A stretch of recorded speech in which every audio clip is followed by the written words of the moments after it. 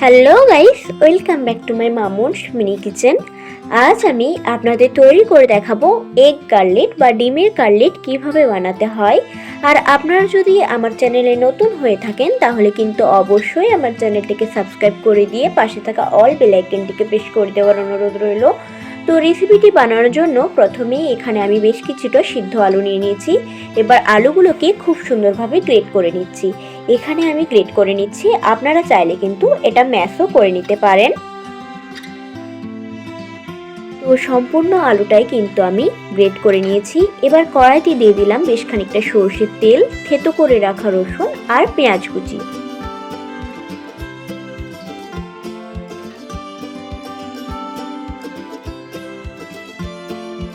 এবার এর মধ্যে দিয়ে দিচ্ছি স্বাদ মতো লবণ। লবণটাকে পেঁয়াজ রসুনের সাথে ভালোভাবে মিশিয়ে একে একে দিয়ে দিলাম লঙ্কার গুঁড়ো আর হলুদের গুঁড়ো। এবার লঙ্কার গুঁড়ো আর হলুদের গুঁড়োটাকেও পেঁয়াজ রসুনের সাথে ভালোভাবে মিশিয়ে এর মধ্যে দিয়ে দিচ্ছি গ্রেট করে রাখা আলুটাকে। এবার আলুটাকে মশলার সাথে ভালোভাবে মিশিয়ে নিতে হবে। এটা বানানো কিন্তু খুব একটা বেশি জটিল না, তাই আপনারা বাড়িতে সবাই একবার হলেও কিন্তু এই কাটলেটটা ট্রাই করবেন। আলুটা কিন্তু মশলার সাথে খুব ভালোভাবে মেশানো হয়ে গেছে। এবার উপর থেকে ছড়িয়ে দিলাম বেশ খানিকটা ধনেপাতা কুচি। এবার ধনেপাতাটাকেও কিন্তু আমি আলুর সাথে খুব ভালোভাবে মিশিয়ে এটাকে কিন্তু একটা পাত্রের মধ্যে নামিয়ে রাখবো। আর আপনাদের কাছে কিন্তু আমার একটা রিকোয়েস্ট, আপনারা কিন্তু ভিডিওটি কেউ স্কিপ করে যাবেন না, সম্পূর্ণ ভিডিও দেখার কিন্তু অনুরোধ রইল। আর আপনারা কে কোথা থেকে আমার ভিডিওটি দেখছেন সেটা কিন্তু অবশ্যই কমেন্ট করে জানাতে ভুলবেন না। আলুটা কিন্তু আমি নামিয়ে নিয়েছি। এবার অন্য আরেকটি বাটিতে আমি দুটো ডিম ভেঙে নিচ্ছি।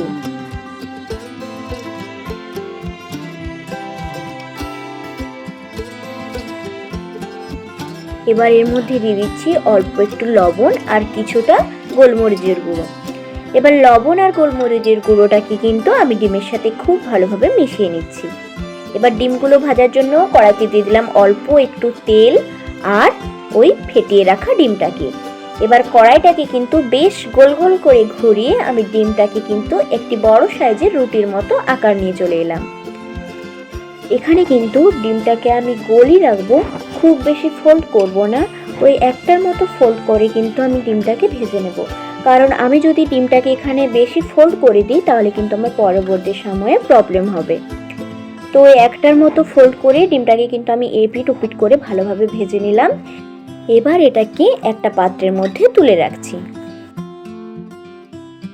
এবার আমি ডিমটার মধ্যে যে একটা ফোল্ড করেছিলাম ওই ফোল্ডটাকেও কিন্তু আমি খুলে ডিমটাকে পুনরায় আবার গোল করে নিলাম। আর একটা ছুরির সাহায্যে ডিমটাকে কিন্তু আমি চৌকো চৌকো করে কেটে নিচ্ছি।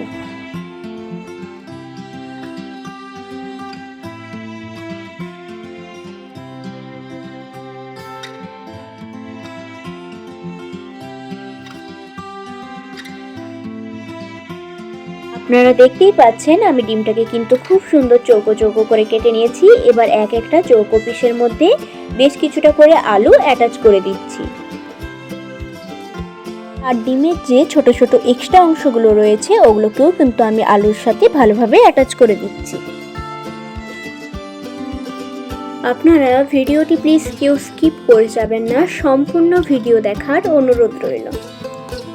আর আপনারা কে কোথা থেকে আমার ভিডিওটি দেখছেন সেটা কিন্তু অবশ্যই কমেন্ট করে জানাতে ভুলবেন না।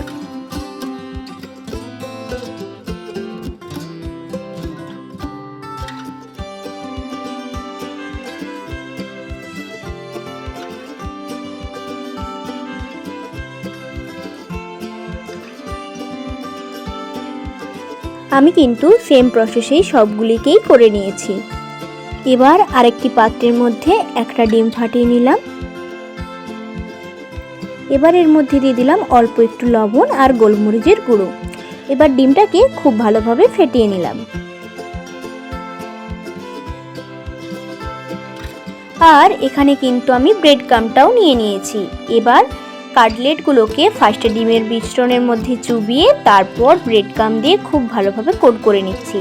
আর এখানে কিন্তু প্রসেসটা আমি দুবার করেছি, আপনারা চাইলে একবারও করতে পারেন। এবার কাটলেটটাকে ঠিকঠাক চৌকো শেপ দেওয়ার জন্য আমি একটা ছুরির সাহায্যে চার ধার থেকে কিন্তু প্রেস করে করে পারফেক্ট একদম চৌকো শেপে নিয়ে চলে এসেছি। এবার সেম প্রসেসেই কিন্তু আমি সব কটাকেই করে নিচ্ছি।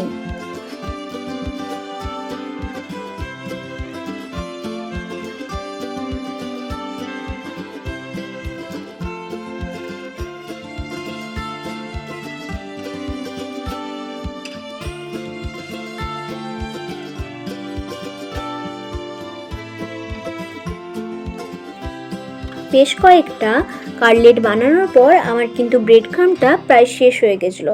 আর যেহেতু এখনও কয়েকটা কাটলেট বানানো বাকি ছিল, আর বাড়িতেও যেহেতু কোনো টোস্ট বা পাউরুটি ছিল না, সেই কারণের জন্য আমি কিন্তু এখানে চালের গুঁড়োটাই ব্যবহার করেছি।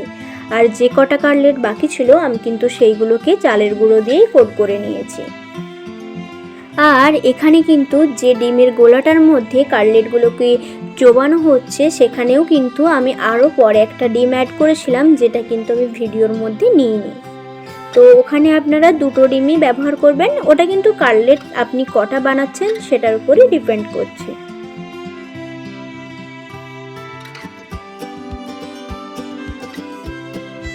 সেম প্রসেসে আমি কিন্তু সব কটা কাটলেটই খুব সুন্দরভাবে কোট করে নিয়েছি। এবার কাটলেটগুলো ভাজার জন্য কড়াইতে দিয়ে দিলাম বেশ খানিকটা সর্ষের তেল। তেল গরম হয়ে আসলে কাটলেটগুলোকে খুব সুন্দর করে ভেজে নেব।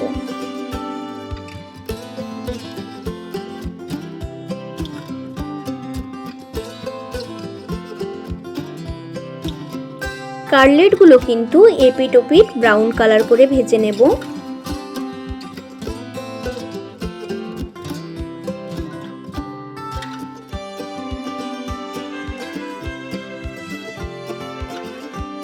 আপনারা দেখতেই পাচ্ছেন এখানে কিন্তু কাটলেটগুলো খুব সুন্দরভাবে ভাজা হয়ে গেছে।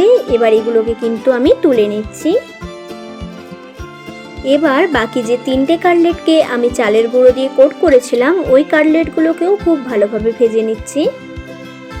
আমার ভিডিওগুলি যদি আপনাদের ভালো লেগে থাকে তাহলে অবশ্যই কিন্তু শেষে একটি লাইক, কমেন্ট এবং শেয়ার করে দিয়ে যাওয়ার অনুরোধ রইল।